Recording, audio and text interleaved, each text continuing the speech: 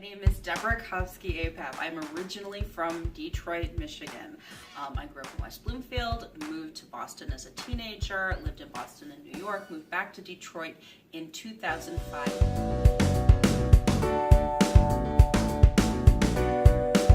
2009, I was 34.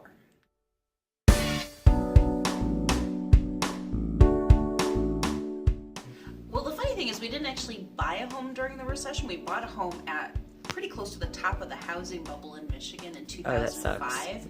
Yeah, talk about timing, right? So we moved back here in 2005 because we were pretty much done living in New York City with two small kids.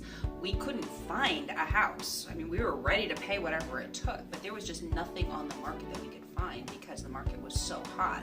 So we ended up living in my mother's basement for over 4 months. At the end of 4 months, we basically said, we'll take any house we can get at any price as long as we can move in within 2 weeks. And that's what we did. So we paid a lot for a house. It was in a great neighborhood, lots of kids. It was exactly where we wanted to be. But unfortunately, almost the minute we bought it, instead of increasing in value, it started going the other way. And it really crashed. And every year we would get a notice from the taxing authority saying how much less in taxes we owed that year because our house had depreciated so much in value. When we decided to move, we actually couldn't sell the house. We still own it and we rent it to tenants because it is worth considerably less. And even now, this is almost 12 years after we bought it, it's still worth less than we paid for it 12 years ago and put a lot of money into it. So when and if we sell it, we're going to be taking a loss.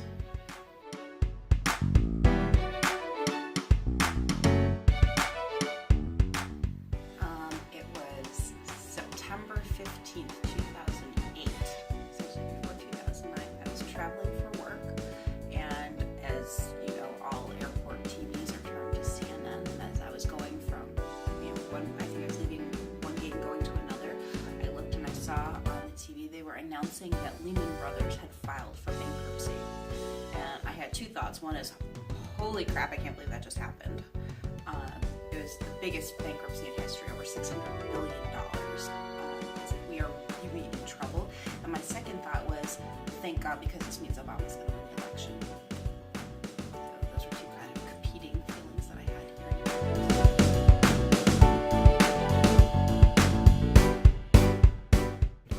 All right, so during the recession, I think that what George W. Bush put into motion, what Obama carried forward, bailing out the banks, bailing out the auto industry.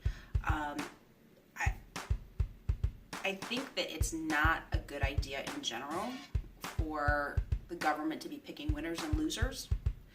But as somebody who was living in Michigan and how closely tied we are to the auto industry, I'm appreciative that the government did that because I think that our local economy would have been beyond devastated and would still be beyond devastated if they hadn't bailed out Chrysler and GM. The bailout of the banks, I feel a little bit differently about. The banks were allowed to become too big to fail, and there can be a lot of debate over whether the repeal of the Glass-Steagall Act under President Clinton was to blame, whether there were other issues, but you have these banks that were making ridiculously risky bets with other people's money, keeping far less capital. When you look at their debt to capital ratio, they were reckless. They were totally reckless and unethical. And simply by virtue of being too big to fail, they got to cause the problem and then get bailed out at taxpayers' expense. And if you look at what's happening now, it's like we haven't learned a darn thing, because all of the regulations that were put in place during the recession and after the recession to try to keep this from happening again, everything's being scaled back. Dodd-Frank, forget about it. Let banks do whatever they want.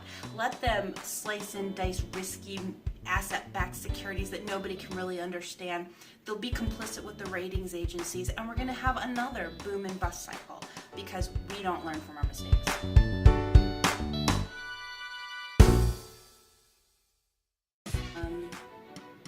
I think that the severity of depressions can be prevented and the severity of recessions can be prevented with appropriate bank regulations in particular, because a lot of times it's the banking, it's the financial sector that's driving this. It's not manufacturing, it's not people who are out there actually making things and selling things. It's not like all of a sudden there was no market for their goods anymore, or they forgot how to build cars. You really have these boom and bust cycles being driven by the financial sector, and I think if we had stronger regulations, we could mitigate the effect of these really massive cyclical upswings and downswings.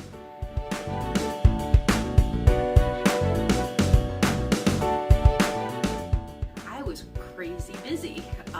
Unfortunately, my profession happens to be counter-cyclical. When the economy stinks, I'm really busy.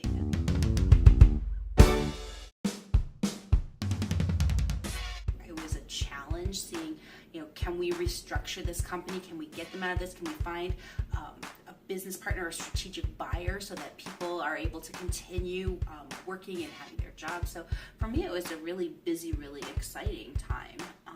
I think one of the things that gives me a little pause about the economy right now is I'm starting to get really busy again, which is maybe a good sign. Maybe I'm just marketing better, or maybe companies are running into more trouble. The Fed did raise interest rates. We've been in an almost zero interest rate environment for a really long time, which means that companies that were not fundamentally sound could just borrow their way out of trouble. Money's cheap. When money gets to be more expensive, it starts weeding out the companies that have underlying problems. They can't just mask them anymore.